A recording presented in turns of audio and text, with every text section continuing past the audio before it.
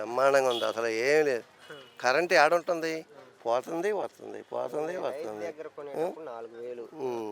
కొట్లో అమ్మాలంటే 16,000. హ్మ్. ఎలా? వీళ్ళకైతే గిట్టుబాటు రేటు లేదు. రైతుకైతే గిట్టుబాటు రేటు లేదు. కొన వచ్చేసరికి మండిపోతుంది, కొనేటట్టుగా లేదు. ఎలా? అదేమంటే మేము మొత్తం తగ్గిచ్చేస్తాము, మేము మొత్తం ఇచ్చేసాము అని చెప్పారు. ఏది వాళ్ళు చెప్పింది? ఒక్కటి చేయట్లేదుగా.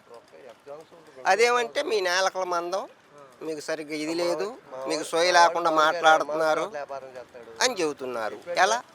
ఇవాళ కిలో కందిపప్పు కొనాలంటే 180 రూపాయలు. ఆ రోజు 150 రూపాయలు, 140 రూపాయలు ఉంటే మండిపోతున్నాయి, శ్రీలంక అయిపోతున్నాయి 120 అని నుంచి చెప్పారు. 130. ఇక లేదది.